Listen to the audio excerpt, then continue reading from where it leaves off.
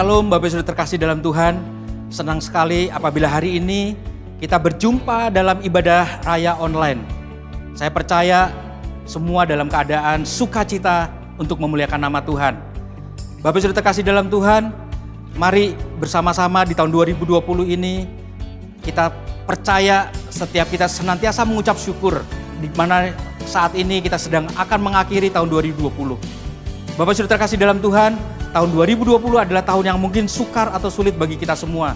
Kalau flashback ke belakang kita lihat di awal bulan Maret kita mengalami pandemi global, gak hanya atas bangsa kita tetapi atas dunia ini. Tetapi saya percaya ketika kita banyak mengucap syukur, kasih Tuhan sempurna atas setiap hidup kita. Dan tahun 2021 saya percaya setiap umat Tuhan, Bapak Ibu Saudara terkasih dalam Tuhan akan semakin mengasihi Tuhan, semakin bangkit, semakin optimis, dan semakin berintegrasi sama Tuhan. Saya percaya di tahun 2001 akan lebih baik daripada tahun 2020. Mari sebelum memulai ibadah hari ini, saya ajak untuk kita sama-sama berdoa. Terima kasih Allah Bapa, Allah yang kami sembah dalam nama Tuhan Yesus. Kami bersyukur untuk hari ini Tuhan, untuk hari yang indah. Apabila kami hari ini akan beribadah secara online ya Tuhan. Kau urapi kami semua ya Tuhan, hadirat-Mu memenuhi setiap kami yang ada di rumah-rumah. Dan kami percaya pada saat hadirat-Mu hadir ya Tuhan, Kau menyembuhkan, memberkati setiap kami Tuhan. Terima kasih Tuhan, hanya dalam nama Tuhan Yesus kami sudah berdoa dan mengucap syukur. Amin. Mari Bapak Saudara terkasih dalam Tuhan, hari ini kita bersorak-sorak sama Tuhan. Kita menari sama Tuhan, kita bersuka sama Tuhan. Mari kita memuliakan nama Tuhan. Yang mau katakan amin. Mari umat Tuhan yang di rumah-rumah dimanapun kita berada, hari ini kita percaya hadirat Tuhan ada atas setiap kita. Sebab itu mari kita bersuka cita oleh karena Tuhan Yesus. Yang percaya katakan amin.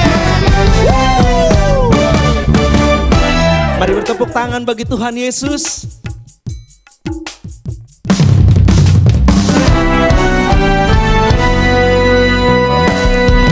Bila Roh Allah ada di dalamku, ku kan menari seperti daun menari. Bila Roh Allah ada di dalamku, ku kan menari seperti daun menari. Ku kan menari, ku kan menari, ku kan menari seperti daun menari. Ku kan menari, ku kan menari, ku kan menari seperti daun menari. Yang bersuka cita lebih lagi katakan amin. Amin.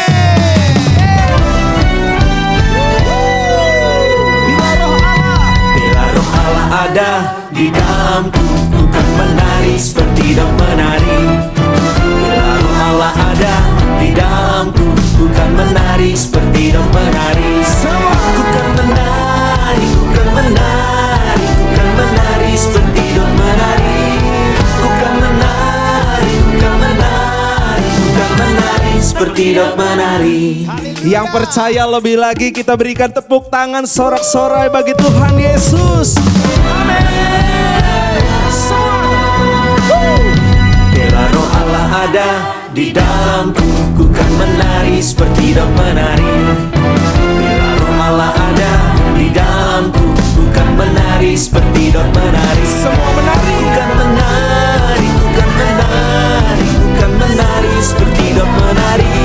Ku kan menari, ku kan menari, ku kan menari seperti daun menari. Ku kan menari, ku kan menari, ku kan menari seperti daun menari. Ku kan menari, ku kan menari, ku kan menari seperti daun menari. Bagi Tuhan katakan menari, ku kan menari, ku kan menari seperti daun menari. Ku kan menari, ku kan menari, ku kan menari seperti daun menari. Ku kan menari seperti daun menari. Ku kan menari seperti daun menari. Haleluya. Tetap bersuka cita hari ini saudara. Katakan haleluya. Yes, you are, yes, you are. So good, so good. Yes, you are, yes, you are, yes, you are.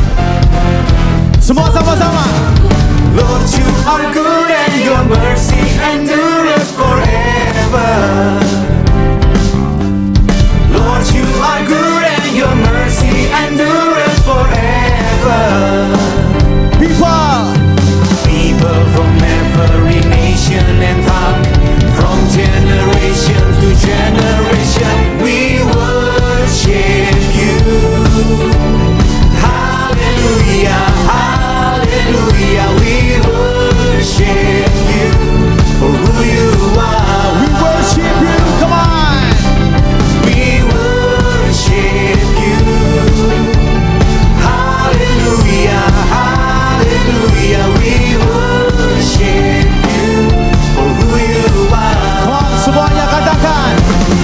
You are good. Haleluya.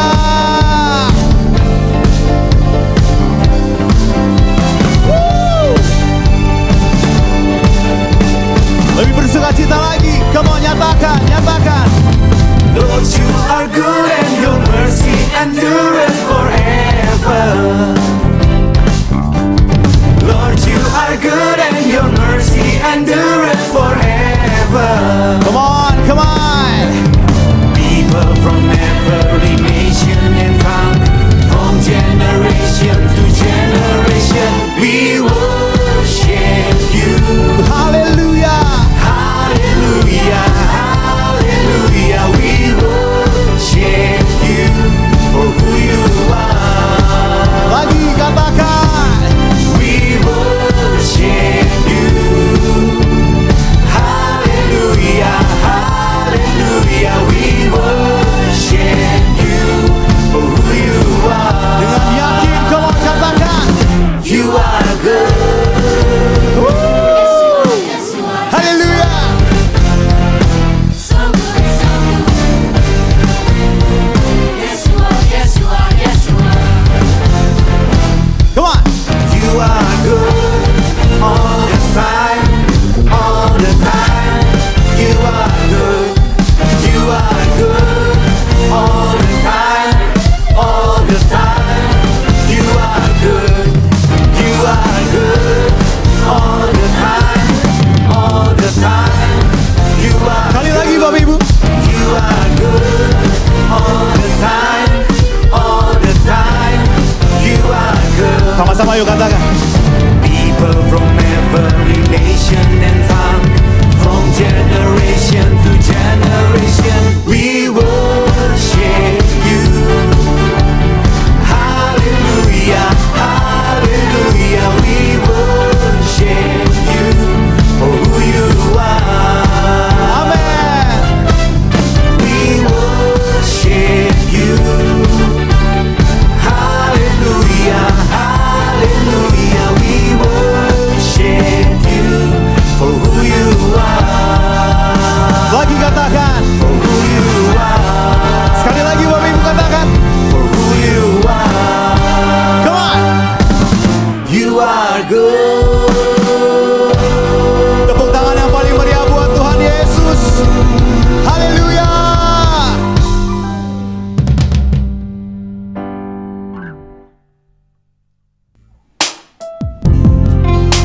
Mari kita naikkan sembah kita hari ini untuk kebaikan Tuhan di tahun 2020 ini, buat kasih-Nya, penyertaan yang sempurna dalam hidup kita. Terima kasih Tuhan, terima kasih ya Roh Kudus, terima kasih ya Yesus. Mari sama-sama kata. Penuhi hatiku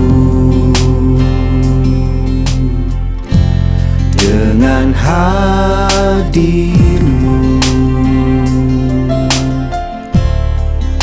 Ku rindu memandang wajah-Mu, oh Tuhan, di dalam kekudusan-Mu.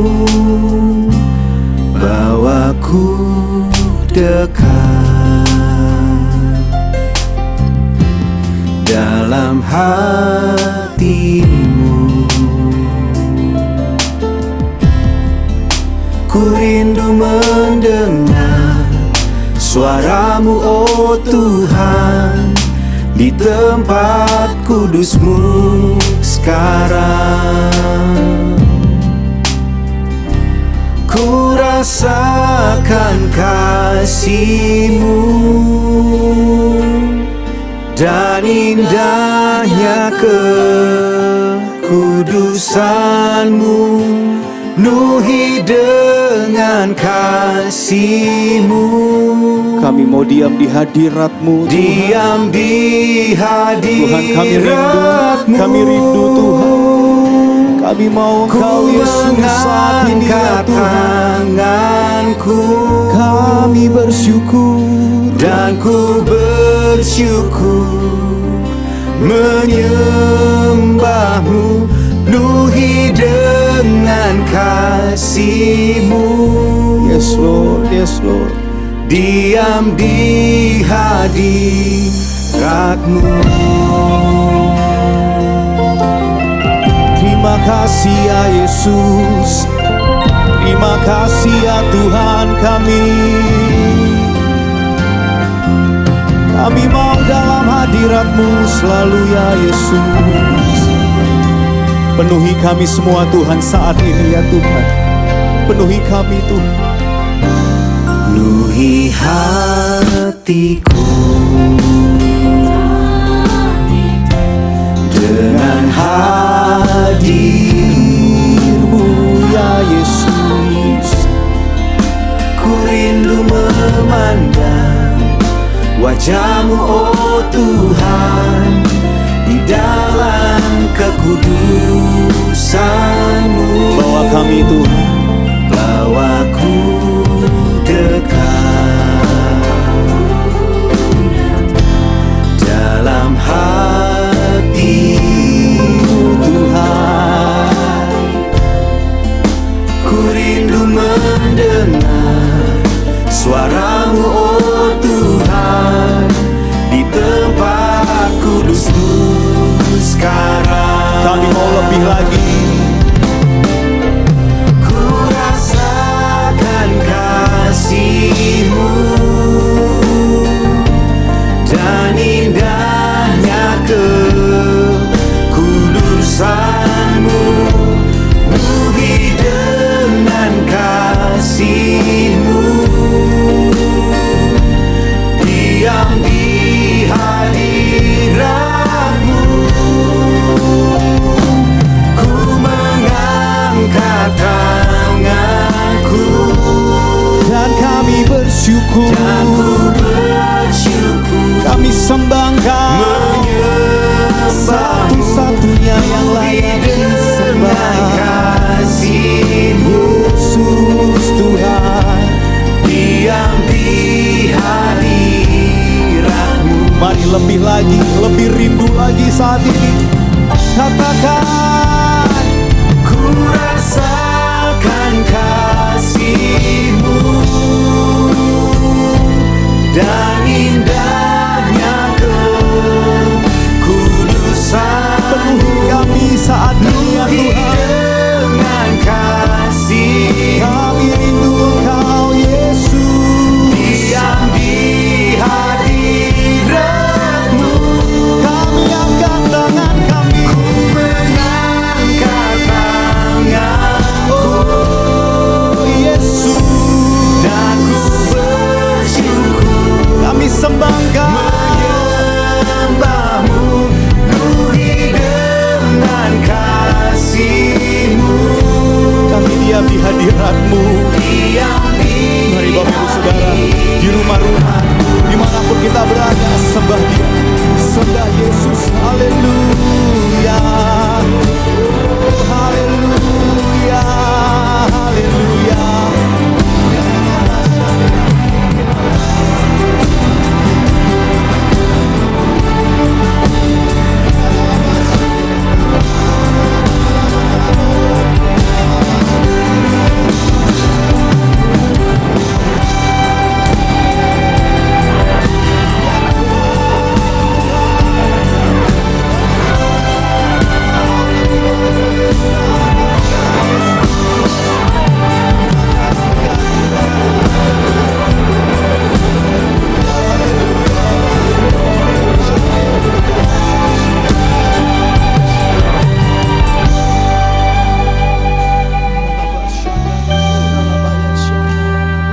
Tuhan terima kasih.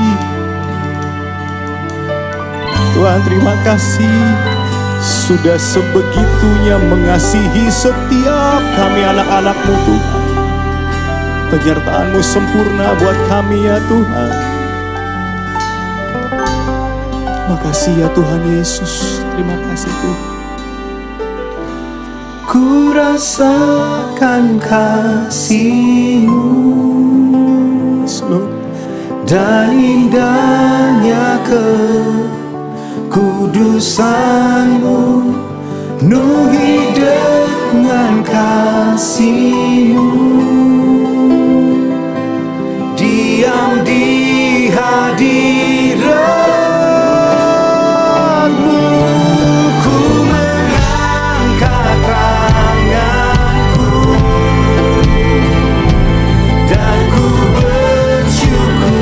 sembah Engkau.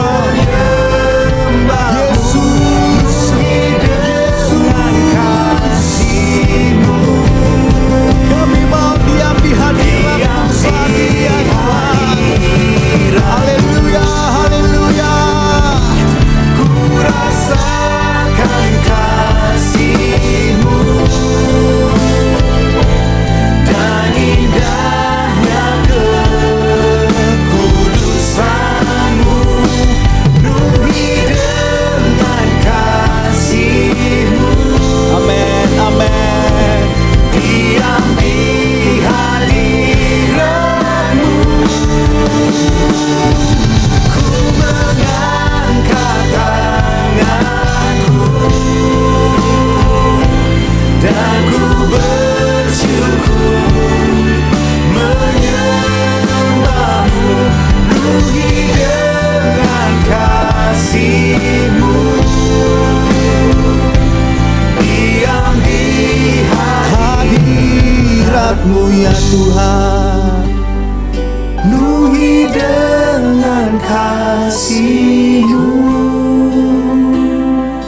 Diam di hadirat-Mu,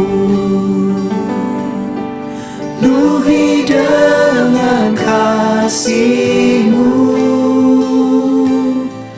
Diam di hadirat-Mu.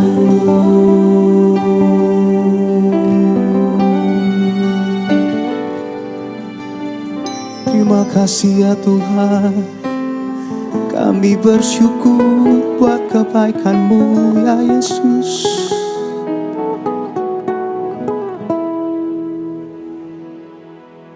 Ku bersyukur,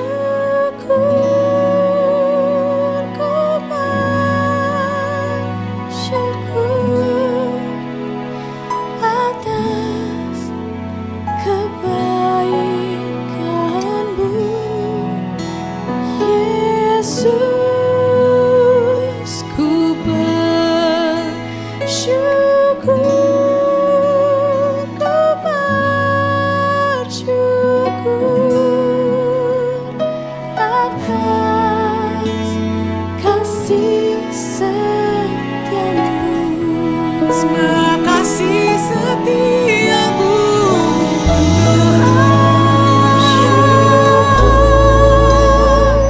ku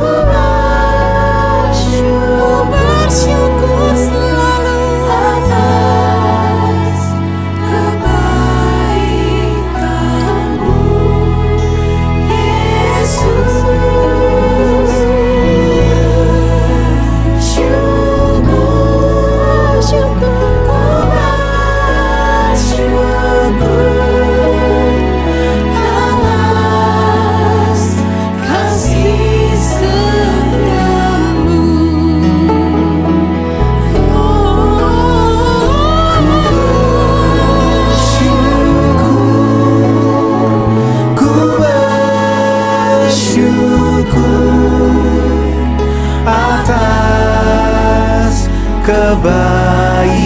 kebaikan-Mu, Yesus. Ku bersyukur, ku bersyukur atas kasih setiamu, atas kasih setiamu, atas kasih setiamu.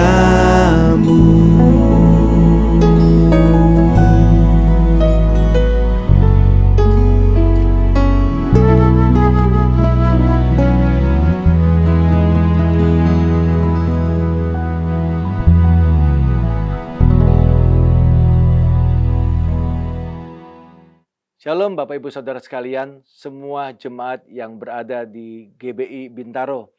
Tidak terasa hari ini kita berada di minggu terakhir di tahun 2020. Tahun yang penuh tantangan, tahun yang begitu banyak cerita yang kita rasakan dan terjadi di sekitar kita hari-hari ini. Tidak terasa kita bisa merasakan bagaimana kasih Tuhan di tengah segala situasi yang serba terbatas dan penuh dengan ketakutan. Kasih-Nya yang ajaib dan penyertaan yang sempurna tetap ada pada kita semua. Amin. Nah, hari ini saya ingin berbagi sesuatu yang tidak terlalu berat, sesuatu yang saya pikir atau saya rasa bisa menguatkan kita semua, karena ini adalah penghujung dari tahun 2020 dan karena masih dalam suasana Natal, saya ingin berbagi tentang damai sejahtera. Bapak Ibu yang suka mencatat judul khotbah, firman Tuhan hari ini saya beri judul Damai yang Tersembunyi. Nah, belum lama kita merayakan Natal, sebuah peristiwa besar yang dirayakan oleh orang Kristen di seluruh dunia. Natal adalah lahirnya Sang Raja Damai, yaitu Tuhan kita Yesus Kristus. Dia lahir dari surga, diutus oleh Bapa di surga, lahir ke bumi sebagai manusia, dan dia memulai sebuah karya yang besar. Kelahiran Yesus adalah sebuah perjalanan awal dimulainya karya keselamatan dari Bapa di surga. Sebab dengan lahirnya Yesus Kristus ke dunia, maka di situ dimulai keselamatan turun atas kita semua. Natal berbicara tentang damai sejahtera, Natal berbicara tentang kebahagiaan, dan Natal berbicara tentang pengharapan. Tanpa adanya Natal atau lahirnya Sang Juru Selamat, maka damai sejahtera itu tidak turun memenuhi bumi. Yesus disebut sebagai Raja Damai dalam Yesaya pasal ke-9 ayat yang ke-6. Dia dikatakan sebagai penasihat yang ajaib, Allah yang perkasa, Bapa yang kekal, Raja Damai. Jadi dia bukan hanya sekedar membawa damai turun ke bumi, tapi dia adalah Sang Raja Damai itu sendiri. Dialah yang empunya Raja Damai. Tidak ada orang lain yang bisa memberikan damai yang sejati seperti yang dia bisa berikan. Nah, damai sejahtera atau kata damai adalah sebuah kata yang penting dalam perjalanan kekristenan kita.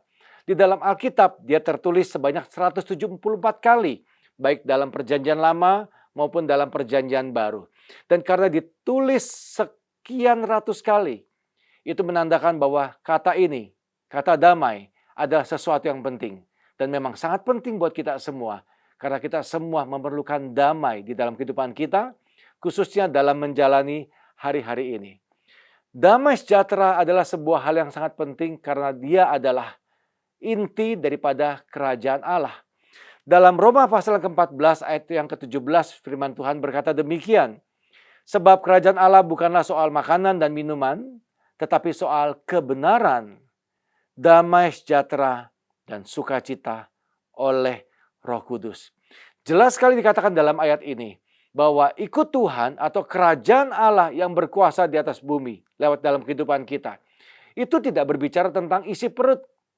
Kerajaan Allah tidak untuk memuaskan keinginan hawa nafsu kita.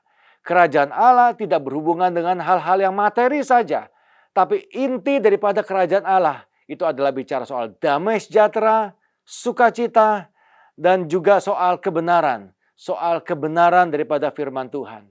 Penting untuk kita semua bertanya secara jujur dalam hidup kita hari-hari ini. Di penghujung tahun 2020, apa motivasi kita ikut Tuhan?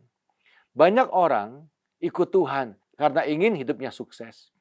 Banyak orang ingin ikut Tuhan karena mereka berpikir pada waktu ikut Tuhan berkat datang secara berlimpah. Padahal kebenarannya, kerajaan Allah bukan hanya bicara tentang berkat saja, tapi yang paling penting, dia berbicara tentang kebenaran, tentang firman, tentang damai, dan juga tentang sukacita. Kalau Bapak Ibu Saudara sekalian ikut Tuhan sungguh-sungguh, maka sukacita dan damai sejahtera itu pasti menjadi milik kita semua. Sayang sekali banyak orang meninggalkan Tuhan, khususnya hari-hari ini. Karena mereka tidak tahan dengan tekanan hidup, mereka kehilangan banyak penghasilan, mereka kehilangan berkat yang sebelumnya mereka terima, dan itu sebabnya mereka berpikir bahwa ikut Tuhan tidak lagi menyenangkan seperti dahulu. Tahukah Bapak Ibu Saudara bahwa pandemi COVID yang terjadi hari-hari ini, itu menunjukkan betul seperti apa motivasi yang kita punya pada waktu kita ikut Tuhan. Seperti apa dasar yang kita bangun. Apakah kita membangun dasar kita dengan kuat atau tidak. COVID yang terjadi yang berdampak pada masalah-masalah ekonomi dan masalah sosial. Itu akan menunjukkan kepada kita dengan sangat jelas. Apakah kita tetap berdiri di tengah tekanan atau sebaliknya kita hilang terbawa arus. Tapi pada akhirnya kalau kita memiliki damai dan sukacita yang Tuhan janjikan, tekanan atau masalah boleh datang, tapi kita tetap bisa berdiri dengan kuat. Amin Bapak Ibu Saudara. Nah, pertanyaan selanjutnya adalah apa sih yang dimaksud dengan damai? Kalau kita buka dalam kamus bahasa Indonesia, damai itu adalah atau artinya perasaan tenang. Damai berbicara tentang perasaan tentram. Damai berbicara tentang adanya rasa aman dalam hati seseorang. Itu artinya semua orang pasti ingin yang namanya tenang dalam hidupnya. Betul bukan? Setiap orang ingin ada rasa bahagia. Setiap orang ingin ada rasa aman dalam hidupnya. Tenang, aman, dan juga tentram adalah sesuatu yang dicari oleh banyak orang, khususnya hari-hari ini. Karena ketenangan atau rasa aman yang kita punya membuat kita bisa bekerja dengan fokus. Ketenangan membuat kita bisa mengambil keputusan dengan tepat. Ketenangan membuat kita bisa menjalani kehidupan sehari-hari dengan sebagaimana seharusnya. Ketenangan membuat kita terhindar daripada banyak masalah. Sebaliknya, pada waktu rasa tenang atau rasa aman itu hilang dari kehidupan seseorang, maka kehidupan orang itu akan berubah dari yang tadinya baik akan menjadi tidak baik. Akan banyak keputusan yang diambil itu salah karena tergesa-gesa. Akan ada banyak pertengkaran atau konflik yang mulai muncul akibat hilangnya rasa tenang dan rasa damai. Dengan kata lain, hilangnya rasa tenang atau rasa damai dalam kehidupan kita, itu sama dengan kita akan kehilangan banyak hal yang seharusnya sudah Tuhan sediakan dalam kehidupan kita. Semua orang butuh damai, semua orang butuh ketenangan, tapi sayangnya tidak semua orang menemukan ketenangan dan kedamaian yang Tuhan janjikan. Sekali lagi saya mau katakan, banyak orang butuh dan perlu yang namanya kedamaian, tapi sayang tidak semua orang bisa mendapatkannya. Kenapa? Ada beberapa alasan, tapi saya ambil 2 saja buat kita semua pada hari ini. Saya ulangi sekali lagi. Semua orang butuh yang namanya damai. Orang ingin punya kedamaian dalam hidupnya. Tapi sayang, tidak semua orang bisa mendapatkannya. Kenapa damai itu tidak mudah untuk didapatkan oleh banyak orang? Alasan yang pertama, karena damai tidak ditentukan oleh apa yang kita punya. Banyak orang berpikir untuk bisa memperoleh ketenangan di dalam kehidupan mereka, mereka harus punya banyak. Itu sebabnya orang bekerja keras untuk memperoleh uang lebih banyak. Orang mengumpulkan uang sebisanya atau segila-gilanya karena mereka berpikir pada waktu uang itu penuh di dalam kehidupannya, maka mereka bisa beli apa saja, mereka bisa pergi kemana saja, mereka bisa lakukan apa saja. Dan pada akhirnya mereka berpikir dengan semua yang mereka punya, maka mereka pun dapatkan yang namanya ketenangan. Kalau kita mau jujur, punya banyak di dalam kehidupan kita tidak menjamin bahwa ketenangan itu ada dalam hati kita.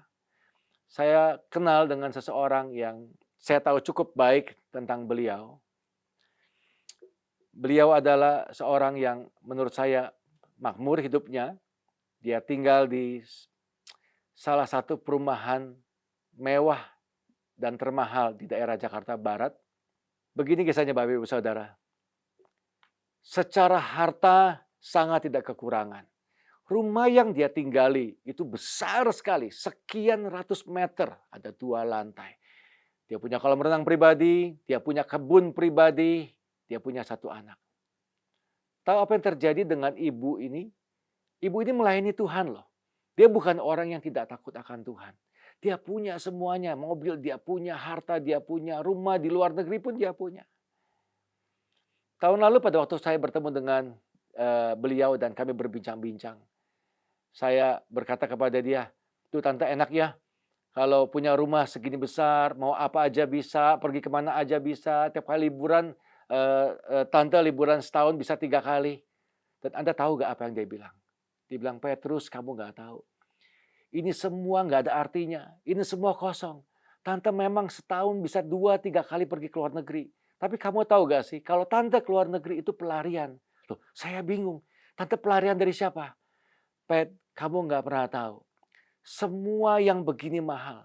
Semua tas mahal yang tante punya yang ada di kamar begitu banyak jumlahnya. Tidak pernah bisa mengisi kekosongan yang ada di hati tante. Dan selidik punya selidik, ternyata beliau dengan anaknya nggak punya hubungan yang baik. Begitu juga dengan mantunya. Jadi walaupun mereka tinggal di rumah yang besar, mereka tinggal di lantai yang berbeda. Dan setiap hari ketemu anaknya hanya pada waktu mau pergi kerja, pulang nggak selalu punya ketemu. Makan sendirian, sakit urus sendiri.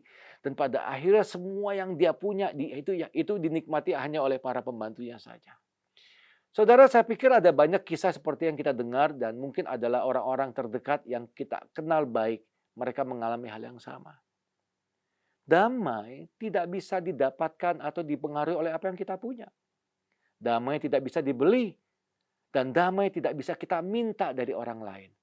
Apakah saudara bisa meminta yang namanya damai sejahtera dari orang-orang yang kelebihan damai? Kita berkata, bagi saya sedikit damai supaya hidup saya sedikit lebih tenang. Gak bisa.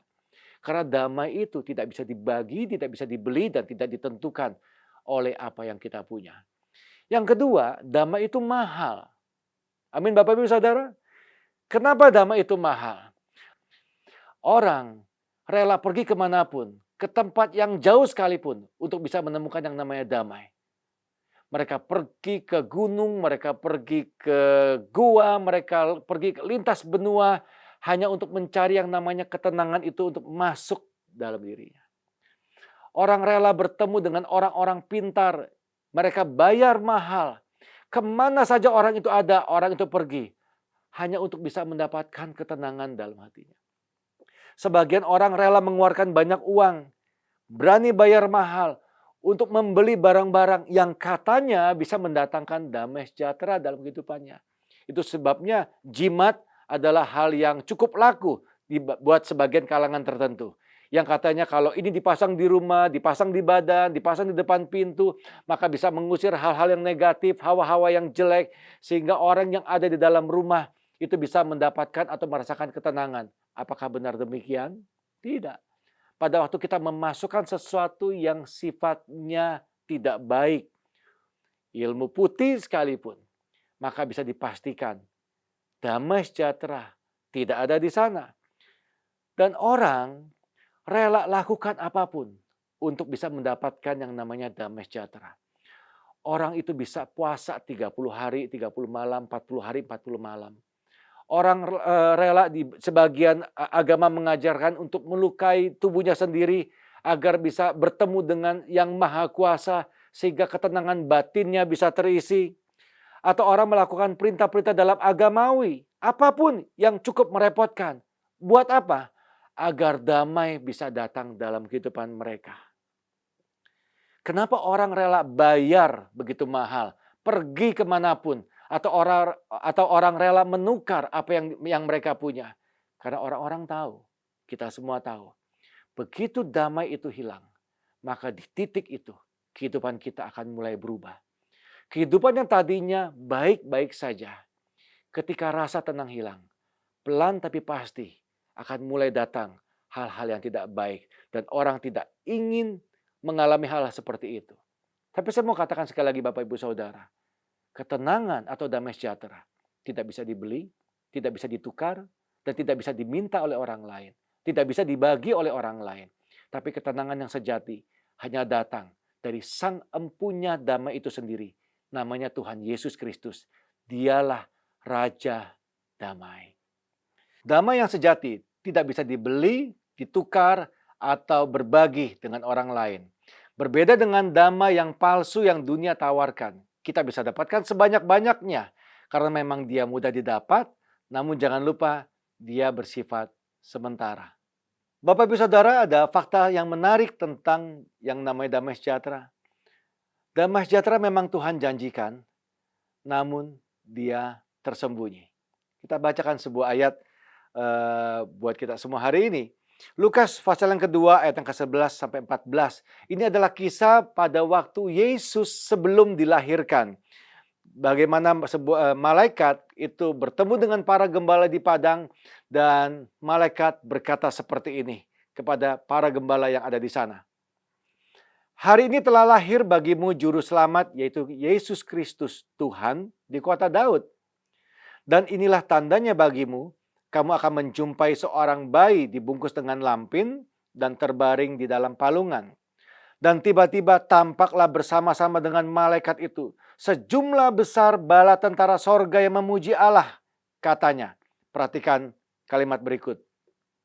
Kemuliaan bagi Allah di tempat yang maha tinggi, dan damai sejahtera di bumi, di antara manusia yang berkenan kepadanya. Saya ulangi kalimat terakhir. Damai sejahtera di bumi, di antara manusia yang berkenan kepadanya.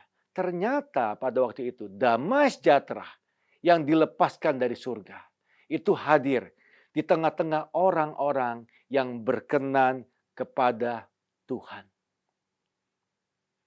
Tidak semua orang menerima damai sejahtera. Hanya orang-orang yang berkenan kepada Bapa di surga. Merekalah yang akan menerima damai yang dijanjikan itu. Pertanyaannya adalah, siapakah orang yang berkenan di hadapan Tuhan? Mazmur 24 ayat yang ketiga sampai yang kelima, firman Tuhan berkata demikian. Siapakah yang boleh naik ke atas gunung Tuhan? Siapakah yang boleh berdiri di tempat yang kudus? Orang yang bersih tangannya dan murni hatinya, yang tidak menyerahkan dirinya kepada penipuan, dan yang tidak bersumpah palsu. Dialah yang akan menerima berkat dari Tuhan dan keadilan dari Allah yang menyelamatkan dia. Anda lihat, Tuhan punya standar yang jelas bagaimana seseorang hidupnya bisa berkenan kepadanya. Bersih tangan, bersih hati, tidak terlibat penipuan, dan tidak bersumpah palsu. Inilah standar yang Tuhan minta agar kita berkenan kepada Dia. Dengan kata lain, orang-orang yang tangannya kotor, pekerjaannya kotor, hatinya nggak murni, hatinya banyak motivasi, ikut Tuhan banyak maunya, ingin memenuhi kepentingan diri sendiri, terlibat banyak sumpah palsu, dan juga seringkali terlibat dalam penipuan atau menindas orang-orang lain. Kalau kita hidup dengan cara-cara seperti itu, kita disamakan dengan orang-orang yang tidak berkenan di hadapan Tuhan. Dan orang-orang yang tidak berkenan, bagaimana mungkin damai bisa hadir dalam hidupnya? Itu sebabnya menjadi sebuah hal yang umum kita lihat di dalam gereja. Orang-orang yang berseru-seru kepada Tuhan untuk dapatkan ketenangan. Mereka lakukan apapun, mereka minta, mereka berdoa. Tapi mereka tidak mendapat. Why? Karena hidupnya tidak berkenan di hadapan Tuhan.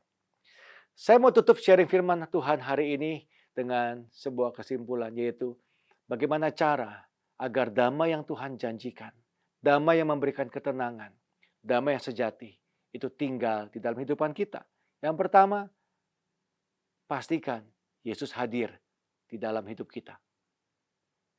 Ada perbedaan yang jelas antara Yesus ada di luar hidup kita dengan Yesus yang memang lahir dan tinggal di dalam kehidupan kita. Firman Tuhan satu ketika menulis bahwa Dia datang mengetuk pintu. Kalau pintu itu dibuka, maka Dia akan masuk ke dalam. Tapi kalau pintu itu tidak kita buka, tidak dibuka oleh si pemilik rumah, Yesus tetap tinggal di luar. Ada perbedaan yang jelas antara Yesus berada di luar dengan Yesus berada dalam kehidupan kita.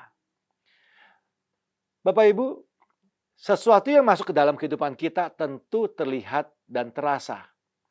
Pada waktu ada sesuatu yang datang dari luar masuk ke dalam tubuh kita, ada tandanya. Bisa kita rasakan, bisa kita terasa sesuatu yang berbeda. Contohnya, kalau kita haus, kita ambil air minum dan kita minum. Ada air yang masuk ke dalam tubuh kita. Kemudian apa yang terjadi? Sesuatu terasa dalam tubuh kita. Tubuh kita menjadi segar. Rasa haus itu hilang. Pada waktu kita sakit, kita minum obat. Obat masuk ke dalam tubuh kita. Apa yang terjadi kemudian? Kita mulai merasakan sebuah kesembuhan. Sebuah proses terjadi kesegaran kembali terjadi dalam hidup kita. Begitu juga dengan damai sejahtera. Kalau memang damai dari Tuhan itu masuk, kalau memang Tuhan itu masuk dalam kehidupan kita, dia bukan saja masuk, tapi dia tinggal, dia lahir dalam hidup kita. Tentu ada sesuatu yang bisa terlihat oleh diri kita maupun oleh orang luar. Karena sesuatu yang masuk, pasti ada dampaknya dan ada hasilnya. Kalau damai itu masuk, tentu hidup kita jadi tenang. Karena pada waktu Yesus hadir, dia membawa pengharapan. Yesus hadir, ada mujizat di sana. Yesus hadir, ada kemerdekaan di sana. Nah, kalau hari-hari ini yang keluar dari hidup kita adalah rasa cemas, marah, kecewa, putus asa, pertanyaannya, siapakah yang ada di dalam? Yesus atau yang lain? Kalau kita mau damai itu tetap tinggal di dalam hidup kita, pastikan dia hadir, lahir, dan berkuasa secara penuh di dalam kehidupan kita. Poin kedua yang terakhir, bagaimana agar damai yang Tuhan janjikan bisa tinggal di dalam kita. Belajar untuk bersyukur dengan apa yang masih kita punya sampai hari ini. Saya punya quotes yang saya bagikan di perayaan Natal gereja kami di beberapa waktu yang lalu. Saya katakan seperti ini. Tahun 2020 bukanlah tahun di mana kita bisa mendapat semua yang kita mau. Tapi tahun ini, di tahun 2020, adalah tahun di mana kita seharusnya bersyukur untuk apa yang masih ada di dalam tangan kita atau ada di dalam hidup kita. Pandemi COVID yang terjadi hampir sepanjang tahun 2020 mengajar kita banyak hal. Salah satunya, kita jadi mengerti sekarang mana yang penting dan mana yang kurang penting. Mana yang penting untuk dipertahankan dan mana yang tidak penting atau kurang penting untuk dipertahankan.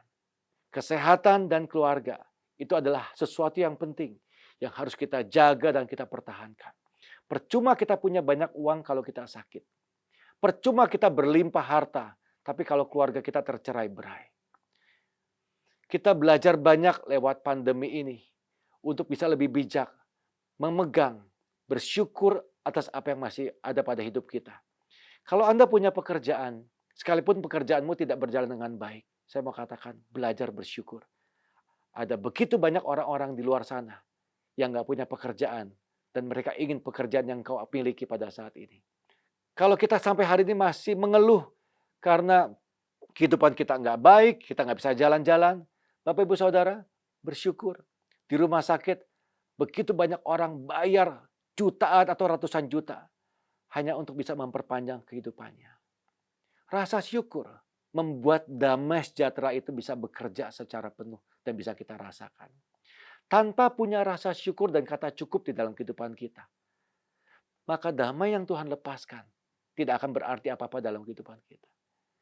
Jadi, mari tutup tahun ini, tahun 2020, dan masuki tahun 2021, tahun yang baru, dengan sikap hati yang benar.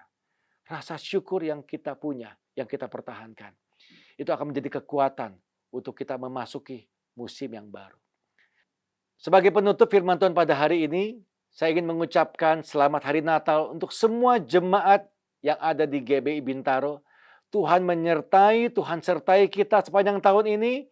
Tuhan juga akan menyertai kita di tahun yang baru, di tahun 2021. Saya ucapkan selamat Natal juga untuk Gembala GBI Bintaro, Pastor Benny Gunawan, dan juga keempat wakil, Pak Bambang, Pak Wahyu, Pak Handoyo, dan Pak Remiel. Tuhan menyertai kita semua. Shalom. Mari saudara-saudara, kita akan masuk dalam perjamuan kudus. Kita akan mengingat ayat ini. Sebab setiap kali kamu makan roti ini dan minum cawan ini, kamu memberitakan kematian Tuhan sampai Ia datang. Perjamuan kudus adalah perjamuan Tuhan Yesus sendiri. Setiap kali kita masuk dalam perjamuan kudus, Tuhan Yesus selalu berkata, biarlah ini menjadi peringatan akan daku. Karena itu mari arahkan hati kita kepada Tuhan. Kita akan mengingat kebaikan Tuhan. Mari tundukkan kepala. Tuhan, siapakah kami ini sebelum kami mengenal Engkau? Kami semua orang berdosa. Upah dosa adalah maut, mati. Tapi Engkau yang tidak berdosa telah dijadikan dosa oleh karena kami. Engkau harus mati dengan penderitaan yang luar biasa ya Tuhan. Itu Engkau ya Aba. Betapa baiknya Engkau. Engkau jadikan kami sebagai anak-anak-Mu. Engkau tuntun kami, Engkau bela, Engkau lindungi, Engkau berkati. Engkau sembuhkan kami, Engkau ajar kami ya Tuhan. Engkau juga menghajar kami kalau kami salah Tuhan. Terima kasih ya Abah. Terima kasih Engkau itu adalah Engkau ya Tuhan. Tuhan Yesus akan memberkati saudara melalui perjamuan kudus ini. Tapi Tuhan mau kita makan dan minum dengan cara yang benar. Karena itu masing-masing sekarang berdoa. Lihat keadaan dirimu masing-masing. Jangan menyimpan dosa.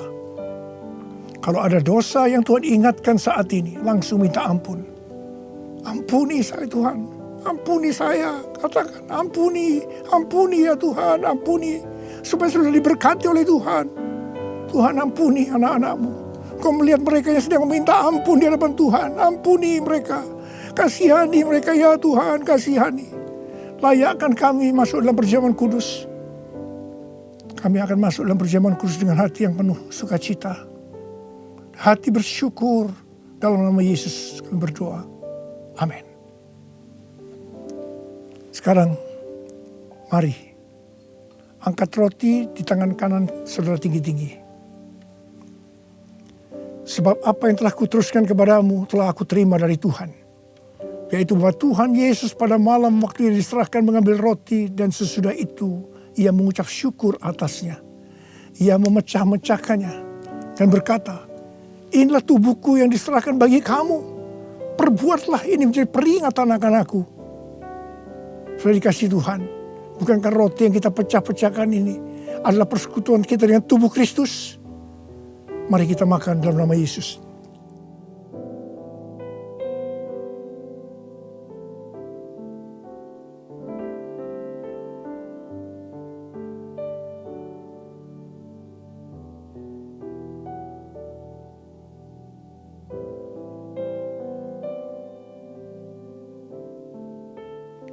Sekarang angkat cawan di tangan kanan saudara tinggi-tinggi.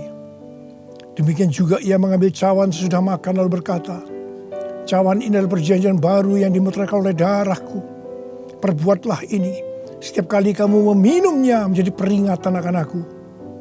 Saudara kasih Tuhan, bukankah cawan pengucapan syukur, yang atasnya kita ucapkan syukur, adalah persekutuan kita dengan darah Yesus. Mari kita minum dalam nama Yesus.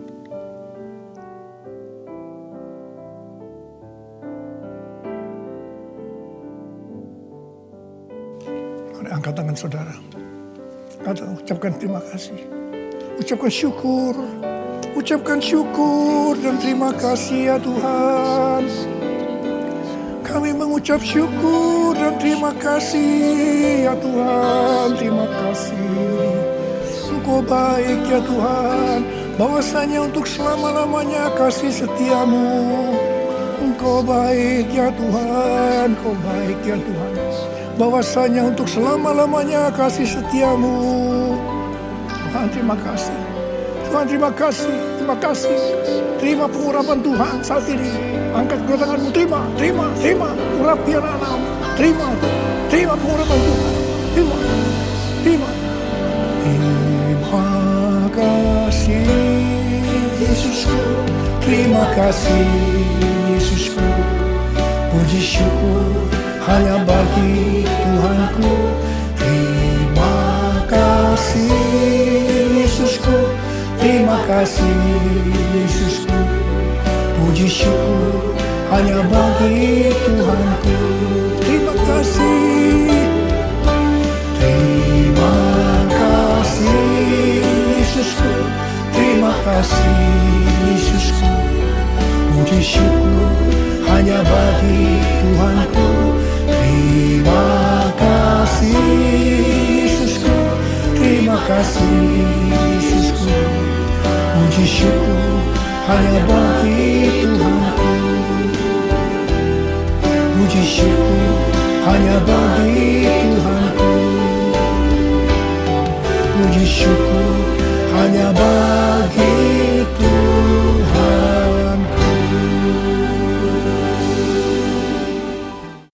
Oh, come, let us adore Him. Oh, come, let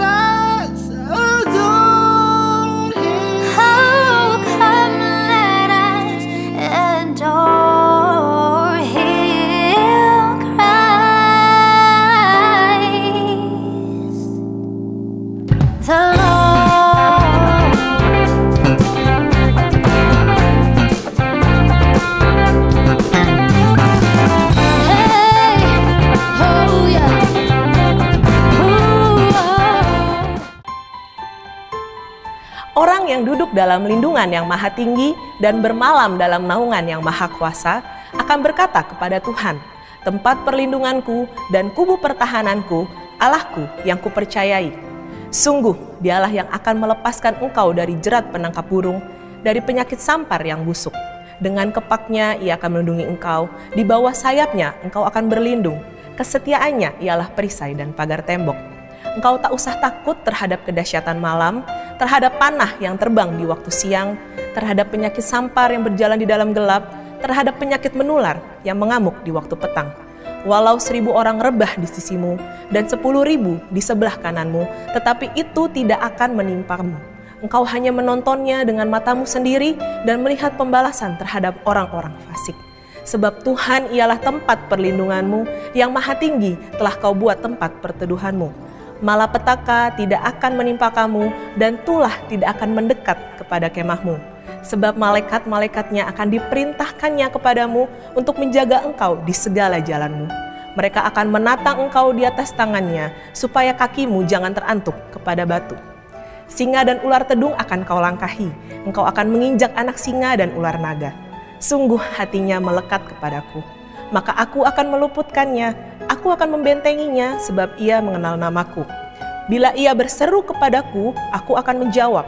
Aku akan menyertai dia dalam kesesakan, aku akan meluputkannya dan memuliakannya. Dengan panjang umur akan kukenyangkan dia dan akan kuperlihatkan kepadanya keselamatan daripadaku. Mari kita deklarasikan apa yang dimaksudkan dengan Pentakosta ketiga. 1. Pentakosta ketiga adalah pencurahan Roh Kudus yang dahsyat di zaman now melebihi yang terjadi di Azusa Street.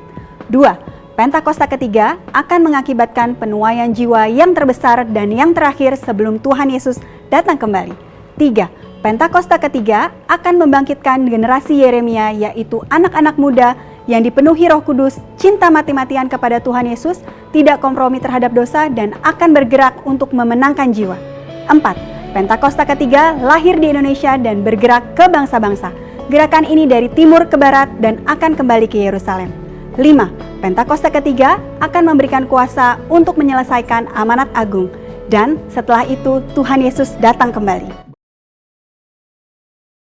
Shalom saudara, di dalam edisi Voice of Pentecost kali ini, saya akan berbicara mengenai apakah mempercayai mujizat itu rasional. Kenapa?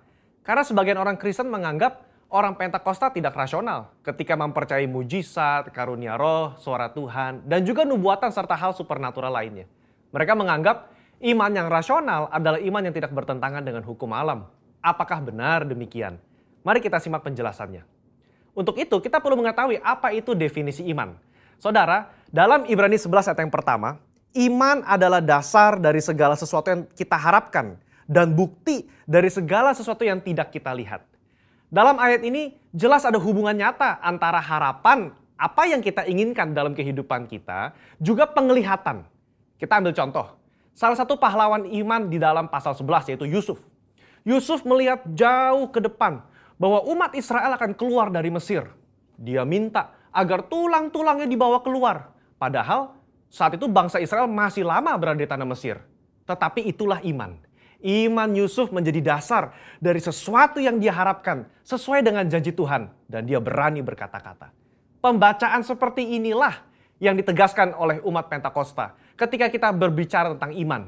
Bahwa apa yang dialami oleh tokoh Alkitab dapat juga dirasakan dan dialami oleh kita hari ini. Iman Pentakosta bukan hanya pengakuan kognitif semata, tetapi iman yang dihidupi dari hari ke hari. Kita percaya sepenuhnya bahwa Alkitab diinspirasikan Roh Kudus untuk mengungkapkan isi hati Allah kepada manusia. Saya bacakan di dalam Yohanes 14 ayat yang ke-6. Tuhan Yesus berkata, kata Yesus kepadanya, akulah jalan dan kebenaran dan hidup. Tidak ada seorang pun yang datang kepada Bapa kalau tidak melalui aku. Yesus tidak mengatakan bahwa dia akan menunjukkan kita kebenaran. Tapi Yesus sendiri mengatakan bahwa akulah kebenaran itu sendiri. Jadi jika Yesus adalah kebenaran, maka apa saja yang dikatakan oleh dia adalah benar adanya. Dengan demikian, kita dapat percaya kepada dia yang berjanji. Sesungguhnya barang siapa percaya kepadaku, ia akan melakukan juga pekerjaan-pekerjaan yang aku lakukan. Bahkan pekerjaan-pekerjaan yang lebih besar daripada itu. Sebab aku pergi kepada Bapa. Berarti, kalau iman kita kepada Allah yang sanggup berbuat mujizat di Alkitab, kita juga berperilaku dan bertindak bahwa Allah sanggup berbuat mujizat di zaman now. Nah, hal inilah yang kadang menjadi kendala bagi sebagian orang Kristen. Bagi mereka, iman yang rasional adalah iman percaya yang tidak bertentangan dengan hukum alam. Kalau ada mujizat atau hal supernatural terjadi, mereka beranggapan berarti Allah sedang melawan hukum alam yang dibuatnya sendiri. Pemahaman ini dikenal dengan teori deisme. Menurut Dallas Willard, ada dua jenis penganut teori deisme. Deisme asli dan deisme Alkitab. Penganut deisme Alkitab adalah mereka yang mengakui mujizat terjadi di zaman Alkitab, tetapi meragukan bahwa Allah masih bertindak dan berbicara dengan pola yang sama sekarang seperti di Alkitab. Dengan kata lain, Allah mengundurkan diri setelah Alkitab selesai ditulis. Kalau penganut deisme asli, lebih ekstrim lagi. Mereka percaya Allah tidak terlibat aktif dalam dunia manusia setelah alam semesta diciptakan. Dunia hanya berputar kepada poros ilmu pengetahuan dan hukum alam saja. Nah, konsep ini, saudara, dipelopori oleh David Hume dan Baruch Spinoza. Baruch Spinoza berkata, mujizat tidak mungkin terjadi. Kenapa? Karena jika Allah melakukan hal yang supernatural, maka dengan sendirinya Allah melawan hukum alam yang diciptakannya sendiri. Sehingga ada inkonsistensi dalam diri Allah. Pemikiran ini nggak tepat. Karena mereka mengabaikan sosok Allah yang berdaulat, yang ada di luar dimensi ruang dan waktu manusia. Ketika mujizat terjadi, Allah tidak menentang hukum yang dibuatnya sendiri. Tapi dia mengintervensi agar maksud dan tujuan ilahinya tercapai. Sebagai ilustrasi, jika saudara melepaskan buah apel, maka apel tersebut akan jatuh ke tanah. Tapi jika tiba-tiba ada seseorang menangkap apel tersebut sebelum menyentuh tanah, maka bisa dikatakan orang tersebut telah mengintervensi hukum gravitasi, bukan mengubah atau bahkan meniadakannya. Sama dengan mujizat. Allah tidak mengubah atau menentang hukum yang dia ciptakan sendiri. Dia hanya mengintervensi agar maksud dan tujuan ilahinya tercapai. Orang percaya harus hati-hati terhadap paham deisme ini. Karena kalau tidak, ini akan mempengaruhi cara kita melihat dan menafsir fenomena ilahi. Orang yang percaya kepada paham deisme akan selalu menolak klaim mujizat dan hal supernatural lainnya. Meskipun bukti-bukti di lapangan berbicara sebaliknya. Mungkin saudara pernah mendengar argumen dari 1 Korintus 13 ayat 8 dan 10. Saya bacakan. Kasih tidak berkesudahan, nubuat akan berakhir, bahasa roh akan berhenti, pengetahuan akan lenyap. Tetapi jika yang sempurna tiba, maka yang tidak sempurna itu akan lenyap. Karunia nubuatan, suara Tuhan, bahasa roh, dan mujizat seharusnya sudah lenyap sekarang. Kenapa? Karena yang sempurna sudah tiba. Mereka berpikir yang sempurna itu adalah ketika Alkitab selesai ditulis. Padahal, kalau dilihat dari konteks tulisan Paulus secara menyeluruh, banyak teolog dan gereja mengafirmasi bahwa yang dimaksud dengan sempurna itu adalah kedatangan Yesus kali yang kedua untuk menjemput umatnya. Ketika kita sudah berada di sorga, nubuat sudah tidak perlu, mujizat sudah tidak perlu, karena kita sudah berjumpa dengan Yesus.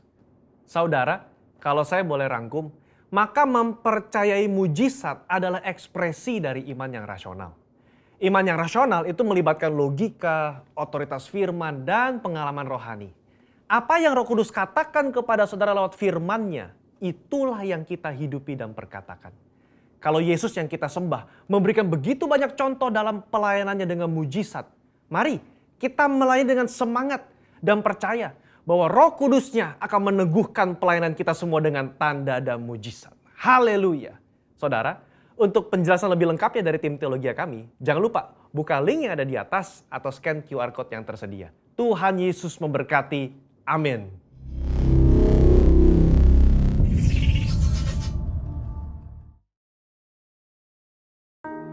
Mari kita berdoa sebelum mengakhiri ibadah hari ini.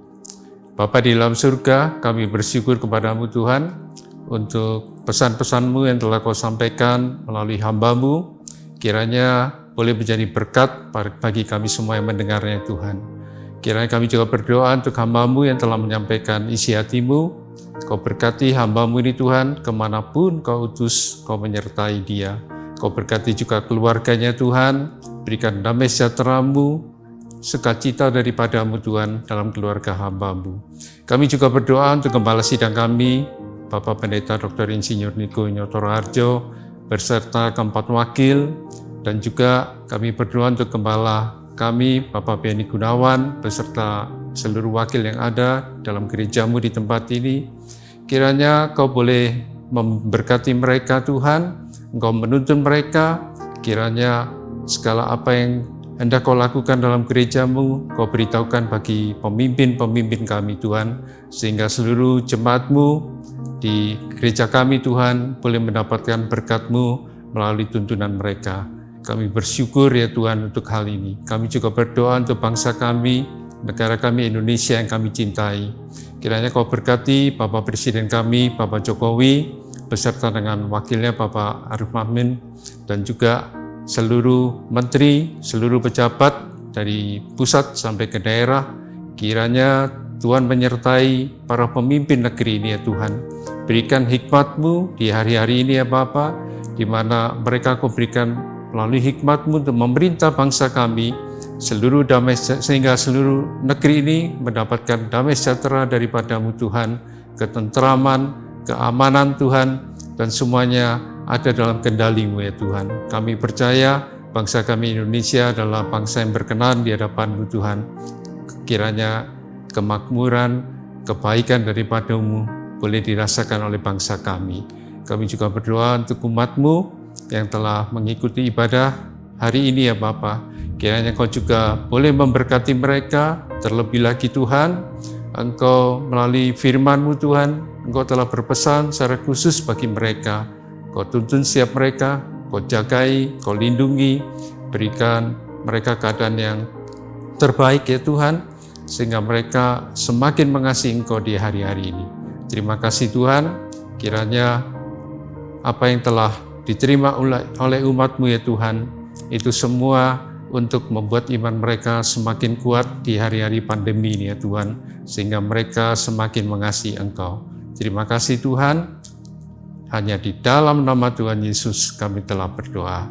Mari kita siapkan hati kita untuk menerima berkat Tuhan. Terimalah berkat Tuhan. Kasih karunia berlimpah-limpah daripada Allah Bapa dalam anak yang tunggal Yesus Kristus.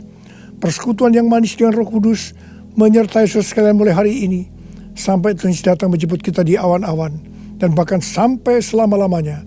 Yang percaya bersama-sama katakan amin. Come on, say I'm gonna go hell.